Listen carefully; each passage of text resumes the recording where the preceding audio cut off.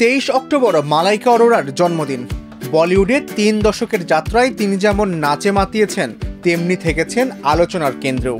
এক সাক্ষাৎকারে মালাইকা জানান, কেউ বলেছে পোশাকে বেশি সাহসী, কেউ বলেছে ব্যক্তিগত জীবনে বেশি স্পটলাইটে, কিন্তু মালাইকা সব শুনেছেন আর চুপ থেকেও উত্তর দিয়েছেন নিজের কাজ দিয়ে। সাক্ষাৎকারে তিনি আরও বলেন, মানুষ সবসময় বলতে চায় আপনি কি করবেন আর কি করবেন না। আমার ক্যারিয়ার, পোশাক, সম্পর্ক সব কিছুর জন্য আমাকে বিচার করা হয়েছে, কিন্তু যেদিন আমি নিজেকে বিচার করা বন্ধ করি সেদিনই সত্যিকারের মুক্তি অনুভব করি। অর্জুন কাপুরের সঙ্গে সম্পর্ক নিয়ে আলোচনায় আসা মালাইকা এখন হাসি মুখে বলেন, আমি ঠোঁট কাটা বলেই পরিচিত, এখন আমি সেটাকেই আমার মুকুট মনে করি। তিনি বলেন, আত্মবিশ্বাস মানে কখনো সন্দেহ না থাকা নয়, বরং সন্দেহ থাকলেও নিজের মতো করে এগিয়ে যাওয়া।